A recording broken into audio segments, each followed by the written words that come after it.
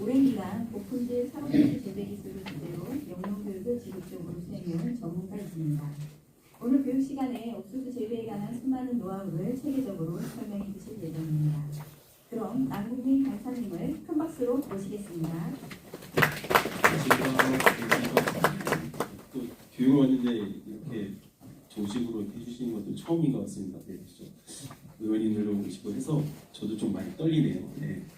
저는 그 옥수수 연구소에서 근무를 하고 있는 남궁민 연구사입니다. 그래서 저는 지금 10년 정도, 10년 차 지금 옥수수 연구소에서 근무를 하고 있고요. 오늘 강의 드릴 내용이 조금 어려울 수도 있고 쉬울 수도 있는데 아까 소장님 말씀하신 것처럼 제가 이제 이따가 뭐 명언을 드리든 이렇게 할 테니까요. 뭐 궁금한 거 있으실 때 언제든지 연락 주시면 감사하겠습니다. 강의 시작할게요. 그 전에 요거 혹시 무슨 옥수수인지 아세요? 지금 예 여기 이 받침을 뭘 하는 데일까요? 예 맞습니다. 그러니까 올해 아마 원하시는 만큼 종자들이 다 못 빠질 수도 있어요. 작년에 아시다시피 7월달에 비가 안 오고 또 너무 건조하다 보니까 체종이 많이 바뀌었었어요. 그래서 이런 체종 단지들이 다 이제 농사들이 잘 안 됐었거든요. 그래서 올해 좀 종자 원하시는 만큼 못 드린 거에 대해서 좀 양해 말씀을 좀 부탁드리고요. 강의 시작하겠습니다. 일단 강의에 들어가기에 앞서서 제가 몇 가지 질문을 이렇게 준비를 해왔거든요. 근데 이제 일단 첫 번째, 저희 연구소에서 무슨 일을 하는지 아시는 분 정확하게 있을까요? 없으셔도 됩니다. 강의에서 나오거든요. 그럼 두 번째로 이제 지금 재배하시는 품종이 무엇이고 그 품종을 선택한 이유는 한번 생각해 보신 적 있을까요? 그러니까 남들이 다 심으니까가 아니라 난 이거 꼭 심어야겠다. 왜? 이런 생각 해보신 분 있을까요? 없으실 겁니다. 네. 그리고 세 번째, 옥수수 아까 말했듯이 흔하게 심는 작물이지만 심다 보면 이상한 것들도 가끔씩 나오거든요. 그러니까 재배하시면서 힘들었던 점들이 있을 겁니다. 그거에 대해서 이제 이따 제가 말씀드릴 거고요. 그리고 뭐 유튜브나 이런 데서 보면 남들과는 좀 다르게 농사 지시는 분들도 계시잖아요. 여기 혹시 그런 분들이 계실까요? 없으시죠? 네, 알겠습니다. 그러면 이 재배와 관련해서 정보를 대부분 어디서 얻으실까요? 진흥청에 있는 책자를 직접 보시진 않을 것 같고 다 인터넷 아니면 유튜브에서 영상을 얻으실 거라고 생각이 듭니다. 일단 작년 기상 환경을 먼저 보여드리면요. 이 네모 친 부분은 7월 상순하고 하순에 비가 안 왔던 것을 보여드리는 겁니다. 평년으로 따지면 100에서 한 125mm 정도까지는 왔었어야 되는데 작년에는 아예 안 왔어요. 7월 상순하고 하순. 그러다 보니까 저희 체종단지도 망가졌고 그 다음에 옥수수 재배하시는 분들도 많이 힘드셨을 겁니다. 그리고 평년 그 기온 대비 작년의 온도가 들쭉날쭉했어요. 그러니까 좀 이렇게 원만하게 갔으면 좋겠는데 더웠다가 추웠다가 막 이렇게 왔다 갔다 했었거든요. 그래서 이런 것들이 일단 작년에 그 고품질 이삭을 생산하는 데 있어서 열악한 조건이 되었습니다. 일단 저희 연구소에서 하는 일은요, 품종을 만듭니다. 지금 신청하셨던 미백2호, 이윽찰 이런 것들이 다 저희 연구소에서 개발된 품종입니다. 그래서 혹시 이런 거 보신 적 있으세요? 요게 이제 남아메리카에서 처음 이제 페오신테라고 하는 옥수수 시초입니다. 네. 이런 옥수수를 옛날 그 사람들이 먹기 좋은 걸로 이제 고르다 보니까 이렇게 알맹이들이 이제 튀어나오는 것들을 이제 보게 됐고 지금에서는 저희가 이런 옥수수를 만들고 있습니다. 그래서 이런 옥수수를 만들 때 저희가 이제 개통을 이제 만든다고 하거든요. 그러니까 쉽게 말씀드리면 예전에 제종 옥수수 있잖아요. 초막 밑에다가 매달아놨던 키 조그맣고 이삭 조그맣던 그런 옥수수를 저희가 만드는 겁니다. 네. 똑같이 인공적으로 이 꽃가루를 수염에다 묻혀가지고요. 점점 작게 만드는 겁니다. 그래서 이렇게 개통들을 저희가 1년에 한 1000개에서 2000개 정도까지 만들고 있고요. 그 다음에 이런 개통들을 만들어서요. 개통들을 만들 때 이렇게 7년에서 8년 정도의 인공 교배를 해가지고 개통을 만들었고 그 다음에 이렇게 만들어진 작은 개통들을 서로 꽃가루를 교접합니다. 그러면 가운데처럼 F1의 옥수수가 나오게 됩니다. 그래서 모본이랑 엄마랑 아빠라고 생각하시면 되고 이 앞에는 가운데가 자식이라고 생각하시면 되겠습니다. 그래서 옥수수는 F1 종자를 심으셔야 됩니다. 그리고 저희 연구소에서는 품종 만드는 것뿐만 아니라 재배하는 방법까지 연구를 하고 있습니다. 그래서 저희 연구소에서 하는 일은 어떻게 하면 옥수수를 잘 죽일까입니다.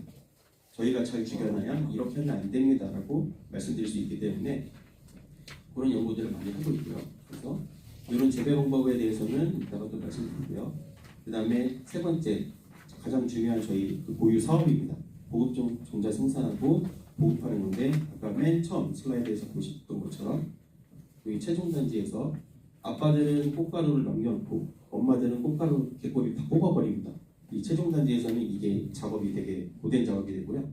그 다음에 이 수정이 다 끝나고 나면 아빠들은 다 베어버립니다. 얘네들 이삭은 섞이면 안 되기 때문에 다 베어버려요. 그래야지 순도 높은 종자를 저희가 공급할 수 있어서 이렇게 최종단지를 운영하고 있습니다. 그래서 올해도 3월, 4월쯤에 이제 원종이라고 하는 종자를 최종 농가에다 배부할 거고요. 그 다음에 저희가 한두 번의 중기 생육 검사와 1, 2차 7월에서 8월에 포장 검사를 나가게 됩니다. 그래서 만약에 이런 갯벌이가 나온다, 모분에 갯벌이가 있는 걸 발견했다라고 하면 사방에 있는 옥수수를 다 베어버립니다. 그 농가들은 이제 돈이 그만큼 줄어드는 거죠. 그래서 되게 열심히 제거하고 계시고요. 10월달에 저희가 이렇게 포대에다가 털어가지고 잘 쌓아놓으시면 색대 갖다가 하나하나 다 찌르면서 샘플링을 다 하고요. 그 샘플링된 종자를 가라공사를 통해서 통과한 농가들의 종자만 포장을 하고 있습니다. 그래서 이렇게 저희가 포장을 하고 있으니까 종자에 대해서 좀 믿음을 좀 더 가져주시면 감사하겠습니다.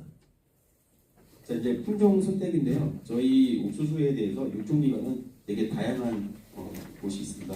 진흥청도 있긴 하지만 저희 옥수수 연구소에서 주로 찰옥수수를 육종을 하고 있고요. 지금 진흥청에서는 찰옥수수보다는 사료용 옥수수를 많이 하고 있습니다. 그리고 그 전에 최봉우 교수님께서 농의로 대학차를 만드셨지만 현재는 잘 보급이 많이 안 되는 걸로 알고 있습니다. 찰옥수수의 이제 품종의 특징을 말씀드리면 저희 일단 용농 1호 그 대학철이 이제 가장 처음이 됐잖아요. 89년에 육성됐는데 출사의 수가 77일 정도 됩니다. 근데 저희 미백 2호 품종이 대학철보다 5일 정도 빠릅니다. 그러니까 이렇게 개량을 하다 보니 저희가 이제 이렇게 빠른 품종을 만들게 됐고요. 그리고 흑찰하고 점파기로 봤을 때 미흡찰과 흑점 2호가 이제 저희 품종인데 흑진주찰이랑 얼룩찰 1호는 진흥청 품종보다 3일에서 4일 정도 출사의 수가 빠릅니다. 저희가 이렇게 빠른 옥수수를 만드는 이유는 후작을 위해서입니다. 그러니까 농가들이 옥수수만 1년 농사 지고 땡 하지 않고 그 뒤에 선택폭을 좀 넓게 드리고자 최대한 빨리 수확할 수 있는 걸로 개량을 하고 있고요. 그 이삭 모양으로 봤을 때 저희 미백이온은 이렇게 하얗게 생겼고 미흡찰은 아예 이제 검은색 옥수수라고 생각하시면 됩니다. 그리고 많이들 헷갈리시는데 흑점 2호라고 하니까 미흡찰이랑 좀 헷갈려 하시는 분들이 있더라고요. 저희는 이 점이 전박이다라는 의미로 흑점이라고 한 거거든요. 그래서 이렇게 색깔이 올라왔을 때 숫기가 되겠습니다. 미흡찰은 이거보다 조금 덜 색이 들었을 때 수확하셔야 돼요. 그리고 미백하고 대학하고 차이점이 있는데요. 대학찰은 끝에가 뾰족해요. 그리고 이렇게 옆으로 누워 자랍니다. 그러다 보니까 대학찰은 수확하실 때 그냥 꺾는 게 아니라 낫으로 수확하시잖아요. 그래서 이게 좀 질긴 단점이 있는데 202호 같은 경우는 농사 지어보셨겠지만 손으로 수확하기 되게 편합니다. 그래서 그런 장점이 좀 있습니다. 그리고 그 외에 이제 1미철, 찰옥사호, 얼룩찰 1호, 진주찰도 이런 품종이 있다라고 정도만 알아두시면 되겠습니다. 그리고 저희가 보급하는 품종 중에 아리찰이라는 게 있어요. 근데 가끔 이제 헷갈려하시는 분들이 있어요. 이게 신품종인 줄 알고 신청하시는 분들이 있는데 민원이 들어오는 게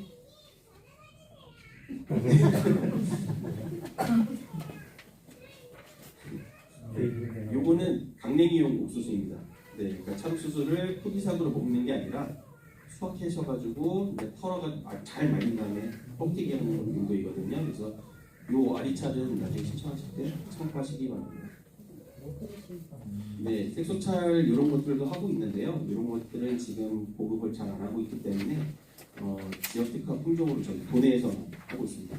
예전에 아예 미흡찰보다 더 시커먼 청춘찰, 노란색 옥수수인 골대찰 이런 것들도 만들었었고요.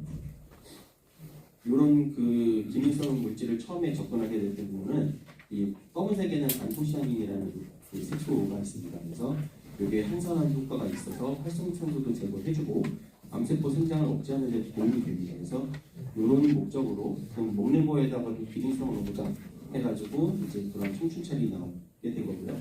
그다음에 카로티노이드라고 해서 요즘 그 루테인이라고 해서 막 눈 영양제 많이들 드시잖아요. 그런 것처럼 이 카로티노이드는 비타민 A의 전구 물질이라고 해서 비타민 A를 만드는 데 필요한 원료가 되어 있습니다. 그래서 이 카로티노이드도 이제 세포의 산화피해 방지를 하고 시력 저하를 억제해 주는 데 도움이 되기 때문에 노란색 찰옥수수도 그렇게 개발을 하려고 노력했었습니다.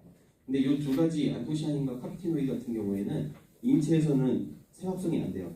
무조건 밖에서 드셔야 돼요. 그러다 보니까 이런 것들을 옥수수에다 넣으려고 했었고요. 출사일수는 200여를 67일로 봤을 때 조금 느리긴 합니다.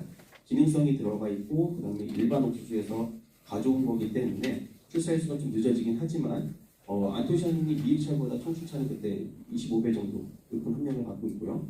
그다음에 카로티노이드는 200요는 당연히 흰색이니까 200요보다 20배 정도 높은 함량을 갖고 있습니다. 그리고 그 이외에도 이제 저희가 미용찰, 미연찰, 아라리찰 이런 식으로 해서 카메찰 옥수수를 이렇게 만들었었거든요. 그래서 이 아라리찰은 정선 지역에서 이제 재배하고 있는 특화 품종이 되겠습니다. 그래서 뭐 다양하게 이제 저희는 이제 옥수수를 키워보려고 하는데 이게 생각보다 쉽지는 않더라고요. 예. 이렇게 핑크색이어서 이쁜데 쌈먹으면 다시 하얗게 돼버리고 얘네들이 이제 밖에 있다 보니까 물이 다 빠지더라고요. 그러니까 이런 것들이 있다 보니 저희가 좀 이런 거는 어떻게 이제 계속 품종이 육성할지 그거 저희한테 이제 남아있는 숙제가 됐습니다. 일단 종자 이제 구입하실 때요. 아마 올해는 신청이 다 하셨을 겁니다. 그래서 1차 신청을 저희가 11월 3일부터 21일까지 센터나 면사무소, 농협에서 이제 신청을 받았었고요. 그 다음에 문제는 뭐 원하시는 만큼 많이 못 받았기 때문에 그게 저희한테 좀 미안하게 이제 말씀드리는데요. 2차 신청이 별도로 없습니다. 올해는 물량이 없습니다. 진짜 저희가 작년에 수확했던 모든 걸 다 뿌리는 거기 때문에 창고에도 남아있는 게 없어요. 그래서 올해 최종 면적을 좀 더 많이 넓혀서 더 수량을 높이려고 하고 있습니다. 아까 말씀드린 건 그림으로 보여드렸던 것처럼 F1 교접종을 매년 구입하는 이유는 사진을 확인하셨던 것처럼 그렇게 큰 이삭을 균일하게 이제 만든다는 거거든요.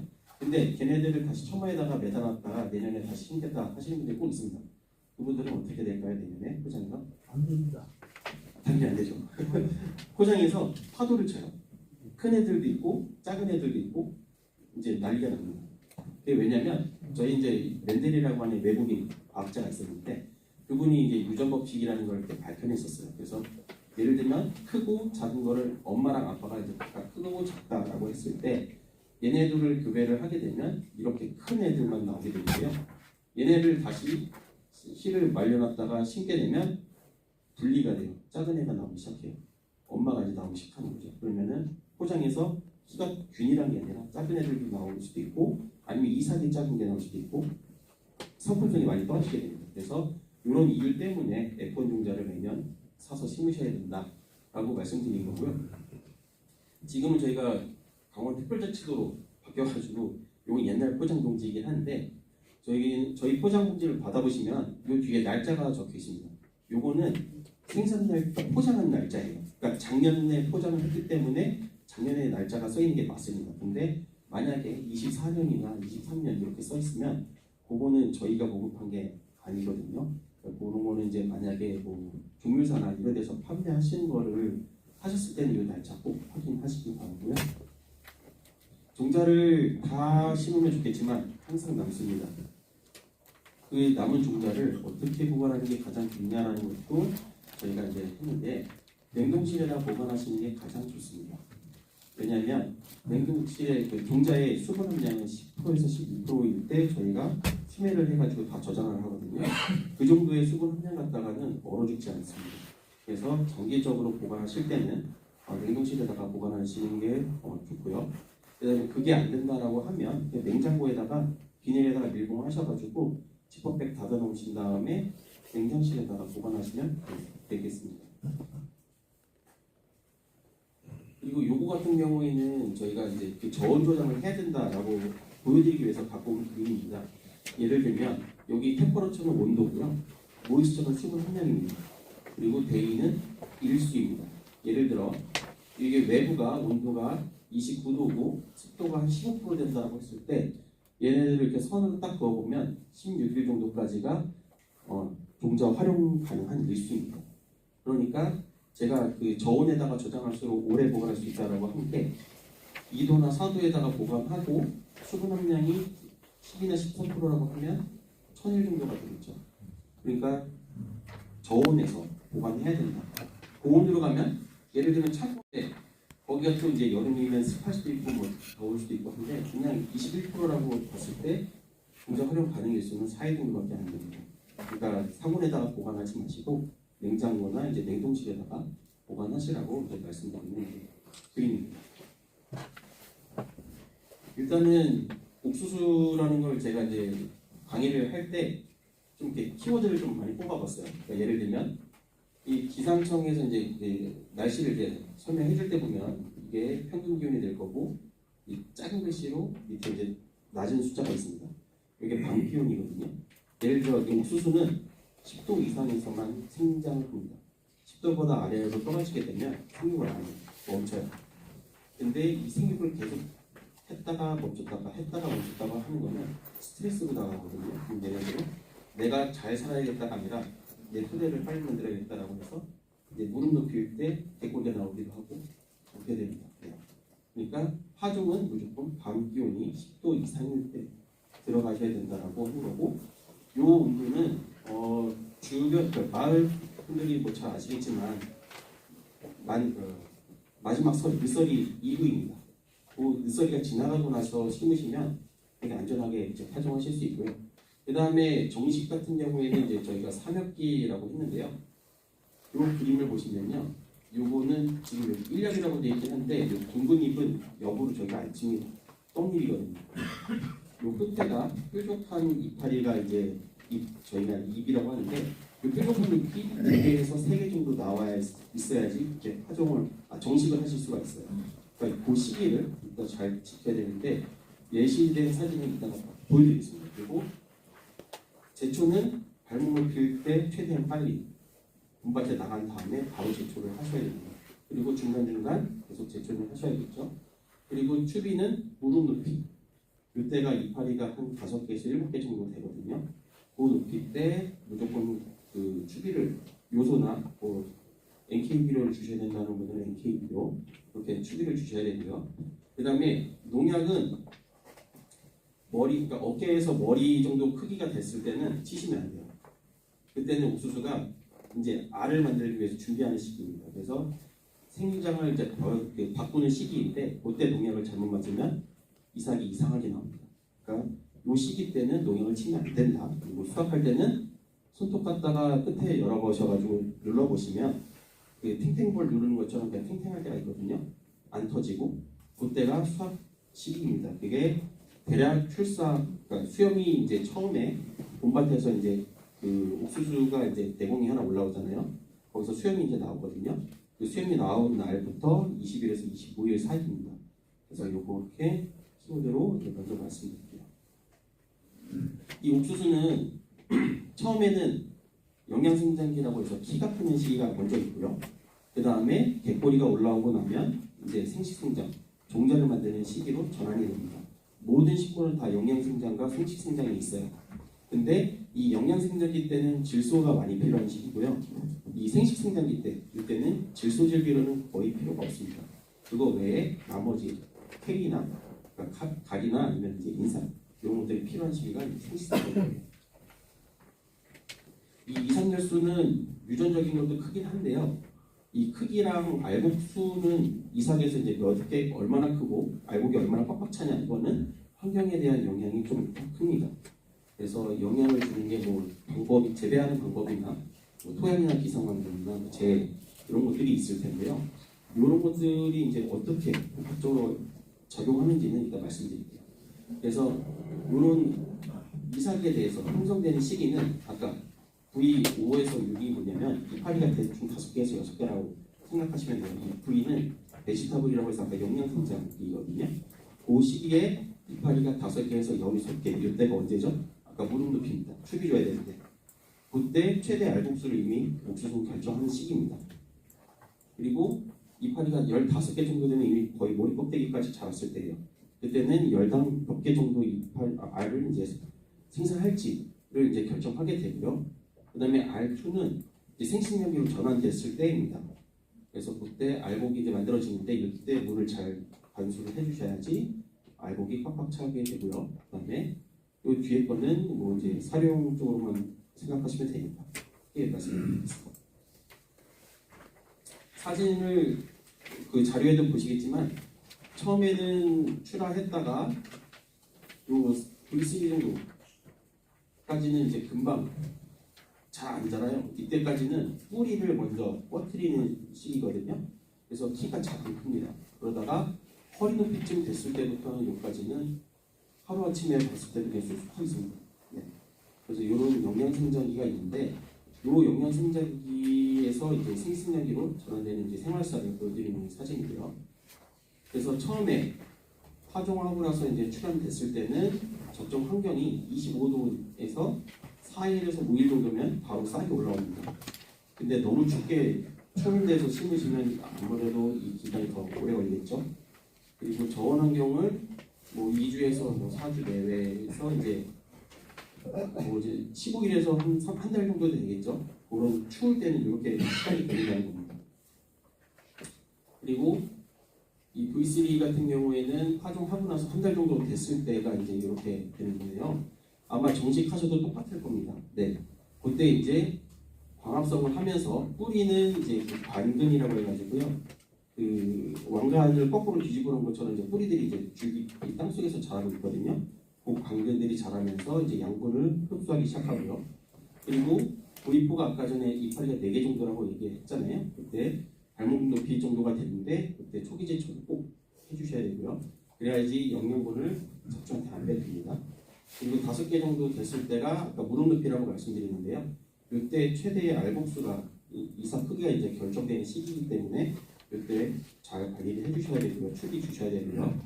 그다음에 V7이면은 이제 허리 높이 정도 됐을 때입니다. 아닙니다. 그 V7 같은 경우에 이제 무릎 높이니까 이제 추비를 주셔야 되고요. 그 다음에 12엽에서 15개 엽이 생길 때는 이제 영양성장에서 생식성장으로 전환되는 시기이니까 이때 물이랑 양분 관리를 되게 잘 해주셔야 됩니다. 이때 잘 안 해주시면 수확하시기 조금 힘드실 수 있어요. 이때가 가장 수량성이 큰 영향을 주는 시기거든요. 그래서 이럴 때 나방이랑 진딧물이랑 줄기성병 같은 병해들도 나오기 시작하거든요. 근데 이때 농약을 치시면 될까요? 안 될까요? 치셔도 되는데 섞어 치시면 안 됩니다. 왜냐면 얘네가 연약한 시기이기 때문에요. 그냥 주실 거면 단제로만 주세요. 나방이 보이면 그 나방약만 쳐주시고 진딧물이 보이면 진딧물 약만 쳐주시고 이런 식으로 해주셔야 돼요. 섞어 치시면은 얘네가 이 연약한 시기 때 어떻게 반응할지를 잘 장담을 못하거든요. 그래서 농약은 그때 좀 조심하게 쳐야 되고요. 그 다음에 이제 VT하고 탓색이라 했는데 이제 개꼬리가 안 나오는 시기입니다. 그래서 이 개꼬리가 나오고 나서 물이 충분하면 이틀에서 3일이면 여기서 이제 수염이 올라옵니다. 이 수염은요 물을 빨아들이는 힘으로 나온다고 하거든요. 개꼬리는 그냥 나오는데 수염 같은 경우에는 물을 빨아들이면서 나오는 거기 때문에 이때 가뭄이 오거나 하면 개꼬리하고 이 수염하고 나오는 시기가 점점 벌어집니다. 그래서 이게 건조직도로도 저희가 활용을 하고 있거든요. 그래서 물 관리를 개꼬리가 나오게 되면 좀 잘 해주셔야 되고요. 그 다음에 이때 실킹이라고 하는 거는 이제 수량성이랑 이제 가장 중요한 시기 때문에 이때도 물 관리를 잘 해주셔야 됩니다. 그래서 저희는 이런 거를 먼저 말씀을 드릴 때 예를 들어서 밭에다가 10개의 옥수수를 심었다고 하면 5개가 수염이 올라올 때가 있잖아요. 그때 반 정도 50% 밭에서 50%의 수염이 나왔을 때를 출삭이라고 하거든요. 수염이 나오는 시기다라고 해서 그 날을 꼭 기록해 주셔야 돼요. 그날로부터 아까 말씀드린 20일에서 25일 사이에 수확하는 시기가 다가오기 때문에 그 수염이 나온 날짜를 꼭 기록해 주셔야 돼요.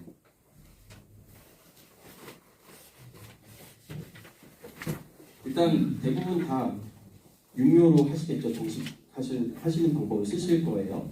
당연히 육묘 같은 경우에는 노동력이 조금 들긴 합니다. 그리고 육묘 시설도 필요합니다. 10도 이상을 유지할 수 있는 가온을 좀 해주셔야 되고요. 근데 장점이라고 하면 수확기를 그냥 직후한 것보다는 5일에서 7일 정도 짧게 가져가실 수 있어요. 그럼 다음 포작이 좀 더 선택이 폭이 넓어지겠죠. 근데 주의사항은 정식 기한을 잘 지켜주셔야 돼요.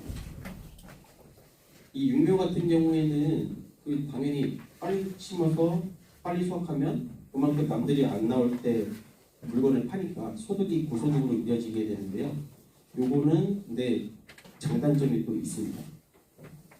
일단 육묘 일수 같은 경우에는 저희 온도가 이제 가장 중요하긴 한데 포트 파종하고 나서 한 15일 정도가 되면 이파리가 뾰족한 이파리가 2개에서 3개 정도 나오거든요. 그때 이제 밭에 나갈 준비를 하셔야 돼요. 이식을 하게 되면 이 정식을 하게 되면 뭐 직파를 했을 때 자주 이제 피해를 입는 모잘록병이나 새피해는 줄어들겠지만 그리고 수량을 비교했을 때 정식 시기가 중요한 이유가 저희가 이파리가 2개일 때 2개하고 3개째 나올 때 3개가 다 전개됐을 때 3개에서 4개, 그다음에 4개 이렇게 기간을 나눠가지고 다 정식 기간을 테스트를 해봤거든요. 일수로 따지면은 보름에서 한 달 좀 넘게 됐습니다. 근데 직파를 했을 때 수량을 100이라고 봤을 때요. 여기 300명까지는 수량성이 그렇게 나쁘지는 않았습니다. 근데 시간이 이제 좀 더 한 달에 가깝게 이제 지나게 되면은 수량성이 확 떨어졌어요. 이게 왜 이러냐면은 여기 3년쯤 되면 그때부터 광근이 나온다고 해요. 그러니까 그런데 저희가 요때 포트에 있잖아요. 128공이나 뭐 162공 아니면 200공 이렇게 쓰실 텐데 거기에 상토는 되게 조금 들어갑니다. 근데 광근이 나올 때는 영양분을 이제 빨리빨리 흡수하려고 이제 광근이 나오는 거거든요. 근데 밭에 안 나가고 상토에만 있으면 상토 같은 경우에는 물 주시면 알겠지만 물 주면 바로 물 쭉쭉 빠지거든요. 근데 물 빠질 때 물만 빠지는 게 아니라 그 상토 내에 있는 양분들도 같이 빠집니다. 근데 그 좁은 공간에다가 옥수수를 한 달 넘게 키우게 되면 이제 얘네는 이제 스트레스를 최대한 받게 돼가지고 그 다음에는 안 되겠다. 나 생시생장으로 전환해야겠다. 이렇게 마음먹을 수도 있어요. 그러니까 봄밭에 정식 시기를 잘 준수해서 나가야 되고요. 근데 이제 정식을 하고 나서 밖에가 추울 때 있잖아요. 너무 일찍 심으시게 되면 이렇게 저온 피해를 입게 되거든요. 그러다 보니 저희가 정식 시기를 꼭 뭐 이제 준수해야 된다라고도 하지만 파종하시는 날짜도 꼭 준수하셔야 돼요. 그냥 낮에 따뜻하고 남들 다 심는다고 똑같이 심으시면 안 됩니다. 네. 그러다가 다시 또 심으셔야 되는 일이 또 발생할 수 있거든요. 그러니까 저희는 항상 교육할 때 고소득을 위해서 빨리 심으세요가 아니라 다 그래도 정확하게 이 밭에서 그래도 남들 버는 만큼은 벌어야 되지 않겠냐. 그럼 안정생산을 해야 되잖아요. 그럼 안정생산을 할 수 있는 그 방향으로 지도를 하기 때문에 파종 시기를 꼭 지키셔야 되고요. 그 다음에 요게 저희가 묘를 따온 겁니다. 보시겠지만 벌써 이파리가 떡잎 말고 하나, 둘, 세 번째가 나오는 2.5엽인데 이미 뿌리는 다 상토를 감싸고 이제 광근이 나오려고 이제 준비하는 시기가 됩니다. 이때 밭에 안 나가면은 계속 뿌리는 이게 회오리 지거든요. 나중에 오래된 묘를 뽑아보시면 뿌리만 이렇게 감싸고 있어요. 근데 얘네들이 정식을 하면 뿌리가 바로 펴질까요? 안 펴집니다. 네. 그래서 최대한 빨리 나가셔야 된다. 그래서 보통은 노묘가 이제 이거 떡잎을 떼고 하나, 둘, 셋, 4개 정도도 노묘라고 저희가 보거든요. 근데 여기 보시면 알겠지만 지금 떡잎들이 다 말랐어요. 왜 말랐을까요? 식물은요, 자기가 이제 이 키가 크려면 아까 제가 질소가 필요하다고 했잖아요. 이파리가 질소 덩어리거든요. 근데 내가 먹을 수 있는 게 땅이 없으니까 자기 잎을 죽여서 새로운 잎을 만들어내려고 보사시키는 겁니다.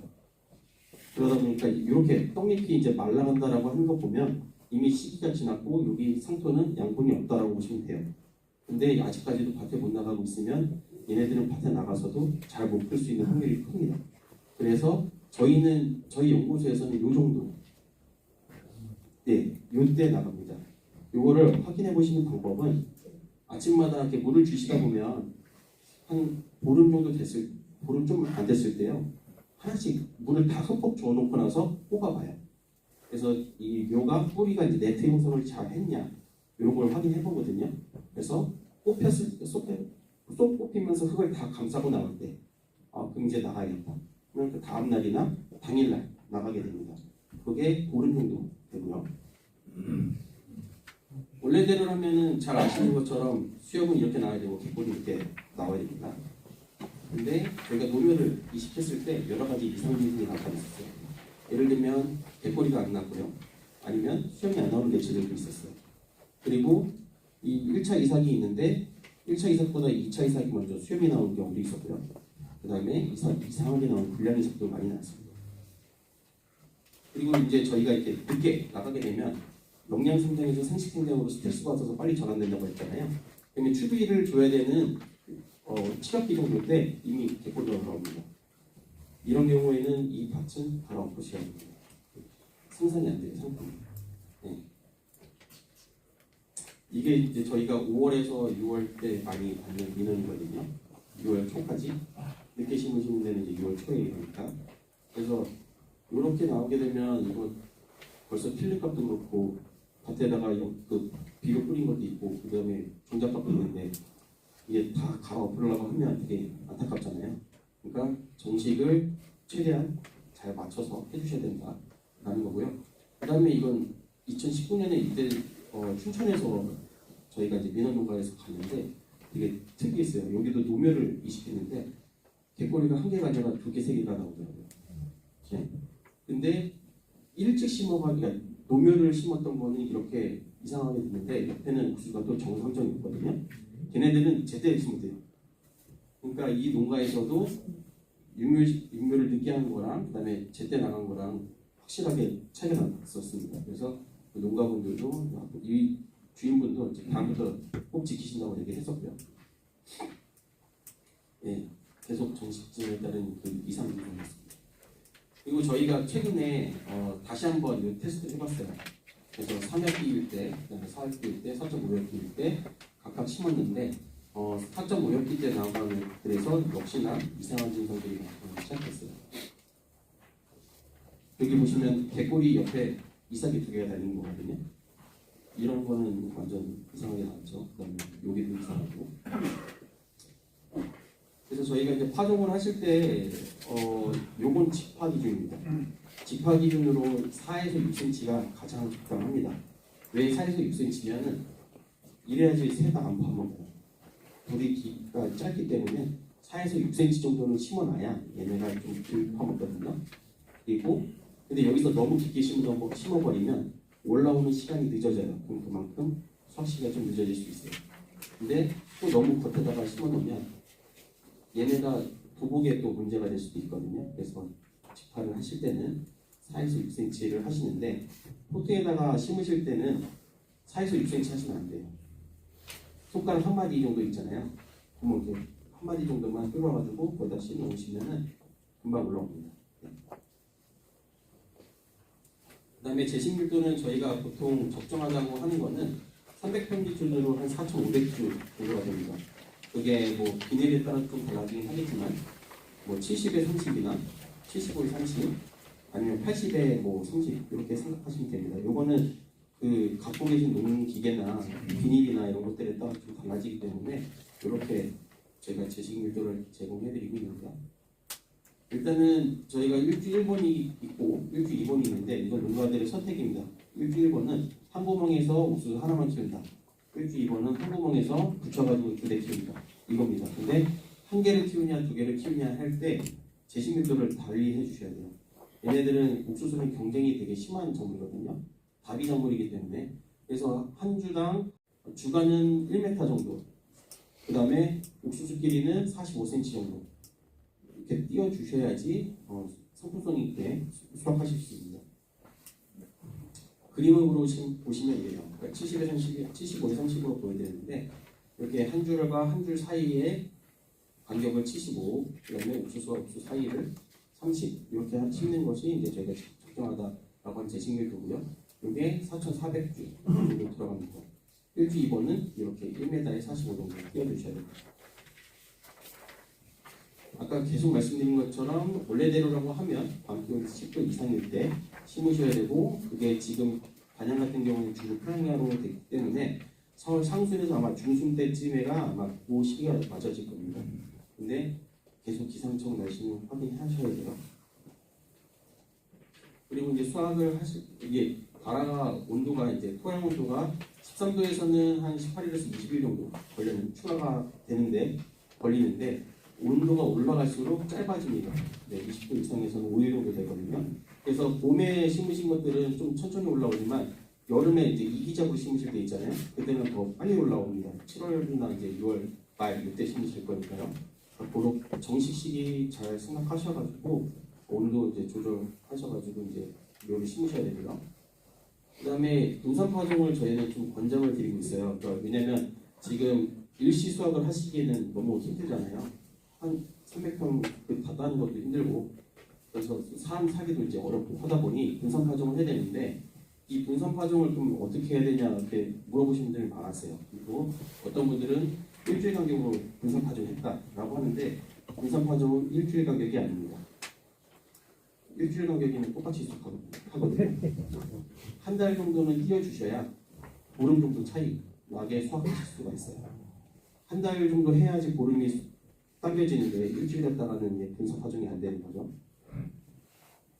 그래서 저희가 이제 예전에 시험을 했었는데요. 4월 상순에 심었을 때, 4월 하순에 심었을 때 이런 식으로 심는 날짜입니다. 파란색 동그라미는. 그리고 이 초록색 동그라미는 이제 개꼬리가 나오고 수염이 나오는 시기입니다. 그 시기까지 85일 정도가 4월 상순에 심었을 때는 85일 정도 걸렸는데, 뭐 여름에 이제 늦게 6월이나 7월 때 심게 되면 영양성 굉장히 짧아집니다. 그거는 온도 때문에 그러거든요. 뒤로 갈수록 뜨겁잖아요. 그러니까 더울수록 이 생장기가 영양 생장은 짧아지고 생식 생장기에는 동일합니다. 수확하는 시기는. 그래서 이런 표를 보시면서 언제 수확하고 싶은지 이제 계획을 하시면 언제 심어야겠다라고 이제 생각해 보시면 좋을 것 같습니다. 그래서 지금 이거 미호에 대해서 이제 온도의 그래프를 그린 거거든요. 저희는 이거 유효력산 농도라고 해가지고 미백 이호가 1145도가 이제 유효력산 농도라 해서 이제 생식생장 꽃이 피는 시기가 될 때까지 1145도라는 온도가 필요하다는 걸 말씀드리는 겁니다. 그래서 이제 평균 기온이 있잖아요. 쉽게 그냥 계산하실 때는 하루에 이제 기상청이 평균 기온이 몇 도다 이렇게 나옵니다. 파종한 날로부터 그 온도를 계속 더해 보셨을 때 대충 1145도가 되는 시점이 이제 수염이 나온다는 거거든요. 근데 계산 못 하시겠죠? 그래서 중요한 출사기를 잘 기록해 주셔야 돼요. 저희가 4월, 이건 오래된 사진이거든요. 2003년 사진입니다. 이 4월 1일 날 파종했던 거는 이 정도로 저희가 수확했는데, 저희는 이것도 그냥 상품을 봅니다. 왜냐면 연구소에서는 그 농가분들이 키우는 것처럼 막 포실포실하게 키우는 게 문제가 아니라 진짜 험하게 키워요. 그래서 이 정도도 되게 수확이 잘 된 거거든요. 근데 6월 달에 수확한 거는 얘보다 좀 통도 좀 얇아졌고 길이도 좀 짧아졌어요. 근데 6월 하순에 심었던 거는 가을 소수인데 통이 너무 작아졌습니다. 얘네가 그 추석 때쯤에 설이 맞아서 그런 거거든요. 그래서 이제 시기를 이따가 다시 알려드리겠습니다. 저희 이제 11월 같은 경우에는 밑거름으로 50%를 주셔야 돼요. 그게 요소는 300톤 기준이요. 요소가 16kg, 인산이 15kg, 가리가 10kg 있고, 그다음에 폐기는 1.5톤. 요게 일단은 옥수수 심으시려고 준비하는 기준점입니다. 근데 이렇게 하면 잘 못하시잖아요. 그래서 아마 그 경제사업소, 농협에 이제 경제사업소 같은 데 가시면 복합비료가 있을 겁니다. 그래서 복합비료를 이런 식으로 14.5에 3대 2로 되는 것들이 있는데 맞게끔 잘 사용하시면 되고요. 만약에 그리고 나서 이제 요소 갖다가 축이 무릎 높이 때 주셔야 되는데 이때가 이제 저희는 16kg를 300평 기준으로 이제 제공을 해드립니다. 그래서 무릎 높일 때 16kg를 주시면 된다 말씀드리고 있고, 근데 꼭 알거름이라고 해서 이제 그 수염 나고 나서 빌려주시는 분들 있잖아요.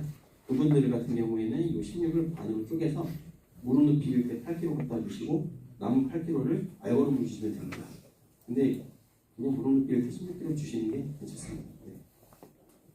그리고 만약에 논을 그 개간한 땅이라고 하면 인산이 많이 이렇게 없거든요. 그럼 인산을 좀 더 시용해 주셔야 돼요. 근데 이거를 잘 모르시잖아요. 어느 정도인지. 센터에서 그래서 이 토양 검정을 해주십니다. 그러니까 센터분들한테는 항상 드리는 건데요. 잘 모르시면 그 흙을 표토 말고 곁에서 한 3군데에서 5군데 정도를 한 10cm 걷어내고 밑에 흙을 퍼가지고 잘 말리신 다음에 그거를 센터에다가 토양 검정해달라고 하시면 요게 나옵니다. 네, 처방서가 나오거든요. 그러면은 pH는 몇이고, 그 다음에 뭐 거기 유기물이면 이제 퇴비가 되겠죠. 유기물이 몇이고, 그 다음에 인산, 칼륨, 뭐 마그네슘 다 나옵니다. 그래서 그러면은 얼만큼 주세요라고 이제 처방이 나오거든요. 이건 농촌진흥청에서 푸토람에서 이제 제공하는 이 처방서이기 때문에 그걸 활용하시면 될 것 같고요. 계속 말씀드린 것처럼 무릎을 비빌 때 추리를 주셔야 됩니다. 그리고 이게 이기적으로 심으실 때는 처음에는 무릎 비빌 때 주시면 되는데 후기에 주실 때는 그냥 빨리 주셔야 돼요. 3에서 4일 정식하시고 나서 그냥 바로 주신다고 생각하시면 되겠습니다. 그래서 그때 주셔야지 이제 얘네가 키가 제대로 볼 수 있어요. 그래서 묘묘기 때 아까 3에서 4일기는 이기작일 때 주는 시기거든요. 이 튜비 요소를 주는 거는요, 그 밑에 땅속에 깊이 박혀있는 뿌리에서 먹는 게 아니라 이 표면에 이제 새로 자라는 그 새뿌리가 흡수한다고 생각하시면 돼요. 그래서 처음에는 어릴 때는 가까이 좀 주셔야 되는데요. 근데 너무 바짝 붙이지 마시고 가까운데 이렇게 떨궈서 주시면 된다고 생각하시면 되고, 그 다음에 알거름으로 이제 무릎 높일 때 주실 때는 이 줄과 간격 가운데 쪽에다가 떨궈 주신다고 생각하시면 됩니다. 가까이 주면 얘가 못 먹어요. 뿌리가 이미 많이 뻗어있기 때문에. 그리고 개화기 때는 그냥 아예 중간에다가 그냥 알거름을 이렇게 후루룩 떨궈 주시면 되고요. 그래서 저희 연구소에서는 땅에 요즘 조는지도 모르게끔 주거든요. 농가분들은 노는 것처럼 주세요. 이렇게 해주시면 밭에 들어갔을 때 흙과 딱 같습니다. 아모니아 냄새도 좀 세고, 그리고 이 질소를 많이 주게 되면 옥수수가 자기가 더 잘 살라고 이파리도 이제 더 두꺼워지고 진한 녹색으로 변하고, 그 다음에 이삭장이라고 해서 이삭 밑에 그 이삭목이 길어져요. 그래서 되게 커 보이게 되는데 실질적으로 따보면 그냥 이거 이삭목만 길어지지 이삭은 똑같아요. 그러니까 질소는 적당히 주셔야 됩니다. 그래서 저희가 이제 NPK를 보시면 초기에는 N이 이제 똑같이 NPK 잘 안 먹어요. 그러다가 3주, 4주, 5주, 6주 되면서 점점 질소를 많이 먹게 되고요. 이 실크랑 파셀린은 개꼬리가 나오고 순이 나오는 시기입니다. 그 시기부터는 점점 질소를 안 먹게 되죠. 근데 이 시기 때 인산이랑 가리를 많이 먹습니다.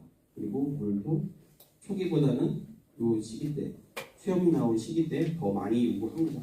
근데 이제 보통 밭에 심으면 얘네 뿌리 빨리 뻗치게 한다고 아니면 물 관리 하신다고 초기부터 스프링클러 막 돌리시고 하거든요.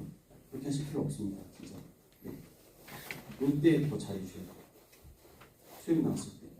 그러니까 물 관리는 수염 나왔을 때 많이 챙겨주시면 되고, 그 다음에 이 사진 같은 경우에는 파포노프인데 질소랑 인산이랑 가리를 적당하게 준 거는 잘 컸습니다. 끄달림이 조금 수정이 잘 안 돼가지고 부족하긴 했지만, 근데 가리가 없을 때는 얘보다는 좀 덜 됐고요. 그 다음에 인산이랑 가리가 없고 질소만 있을 때는 이런 이삭이 수확이 됐어요. 그러니까 이 이삭에 있어서 인산이랑 가리가 중요하다라는 걸 보여주는 의미 되겠고요. 그 다음에 이제 재배 관리에 대해서 이제 말씀을 드리기 시작할 건데,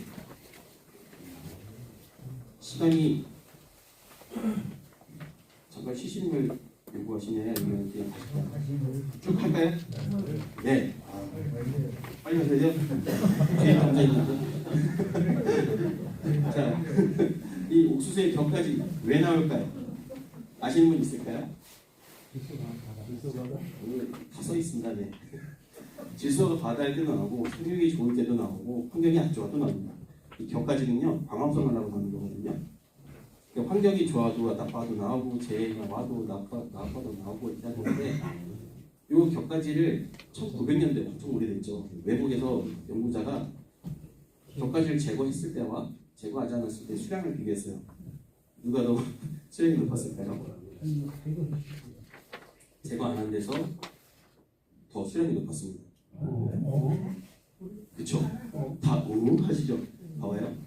이제 다음에는 잎을 다 빠버렸어요. 주가지, 격가지도 제거했고 주경에 있는 잎을 다 뜯었어요. 그러니까 광합성 절대 못하겠죠? 그리고 얘는 주경에 똑같이 잎을 다 떼고 격가지는 남겨놨어요. 그럼 얘가 얘 양분을 뺏어먹는다고 생각했잖아요. 저희는 지금까지. 아니, 얘 수량이 얘보다 2배를 뺐습니다.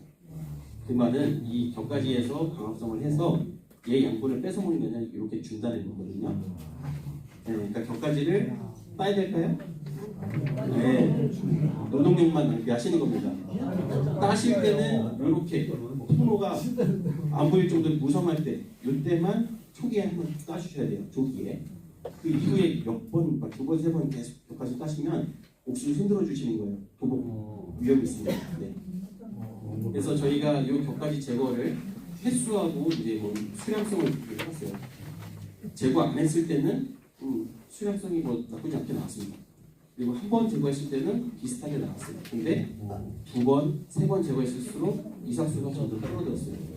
이게 왜냐하면은 상처가 나면 사람도 잘 먹어야 되는 거잖아요. 옥수수를 근데 시도 때도 없이 꺾으면 얘는 계속 아픈 거예요. 영양소가 자기 상처 회복하는 데 가는 거죠. 그러니까 수량이 떨어질 수밖에 없습니다. 쉽게 생각하시면 그렇게 하시면 돼요. 그리고 격가지를 그러면 언제 제거했냐, 일찍 제거했냐, 늦게 제거했냐 했을 때 도복을 봤을 때 제거 안 했을 때는 도복 비율이 그냥 거의 없었는데 늦게 제거하니까 97%가 쓰러졌습니다. 그러니까 도복이 격가지 제거하시면서 도복을 유발할 수 있다. 이거 보여드리는 사진이고 또 한 가지가 있습니다. 이삭은 여러 개가 나오는데 이거는 기분 조합, 얘네가 살기 조합이 이렇게 여러 가지가 나오고 살기 힘들어도 여러 개가 나올 수 있습니다. 근데 얘를 따야 될까요? 따지 말아야 될까요? 밑에 거. 따시고 따는 이상하잖아. 그렇죠. 안 따시는 게 좋습니다. 어차피 이 이삭 하나가 수염이 많이 나와요. 1000개거든요. 그리고 꽃가루는 200에서 500만 개가 떨어집니다. 그러니까 1000개 수정하는데 200에서 500만 개가 필요한 거거든요. 뿌려지는 거거든요. 그러니까 수정하는데 크게 의미 없고 이렇게 있고 딴다고 했어요. 그리고 이 옥수수에는 정화우세라는 현상이 있어요. 그게 뭐냐면 이 첫째가 다 먹고 커야지 그 다음에 둘째, 셋째가 그 다음에 큰다는 거거든요. 아마 수업해보시면 아시겠지만 첫 번째 스푼 따고 나면 두 번째 거 통은 어때요? 작죠? 그래서 이건 팔기 좀 뭐합니다. 그래서 말려놨다가 강냉이 털든 아니면 집에서 먹든 이렇게 쓰신단 말이에요. 그래서 이 두 번째 이삭이 첫 번째 이삭에 아무런 영향 안 주니까 이 밑에 거 안 따셔도 되고요. 그 다음에 제초제 요거는 직파를 한 경우에 그 다음에 직파를 안 한 경우에 다 말씀드릴 거예요. 직파를 했을 때 바로 제초제를 초기 제초제를 뿌려주시면 수량이 100이라고 봤을 때 시간이 3학기, 5학기, 9학기 점점 늦어질수록 수량이 점점 떨어졌습니다. 그러니까 제초는 초기에 빨리 해주셔야 된다는 게 관건인 거고요. 그 다음에 이 초기 제초제들은 이런 종류가 있는데 이런 것들은 뭐 파종 있는데 갑자기 비가 오거나 아니면 바로 묻히잖아요. 그러면 3일 포장에다 전면 써야 된다. 이거 근데 직파인 경우에만 말씀드립니다. 그 다음에 정식을 했을 때 그때는 초기 제초제를 치시면 안 돼요. 그때는 이 선택성 제초제를 치셔야 되거든요. 그때 뭐 이제 많이들 이제 쓰시는 게 니코소프련이라는 이제 모노코가 있고 델타존이 있고 그다음에 요즘 솔타도 많이 쓰시죠. 그래서 그런 것들이 초기에 치셔야 된다는 겁니다. 그러니까 정식하시고 나서 만약에 밭에 이제 깨끗한 상황 없는데 조금 뭐 풀이 올라온다 하면 그냥 바로 제초해 주셔야 돼요. 그리고 가끔가다가 이거 치시는 분들이 계시거든요. 비선택성제 주제 생육이 이미 진행되고 있을 때 헛볼인데 자초 올라왔을 때 이런 거 선택해서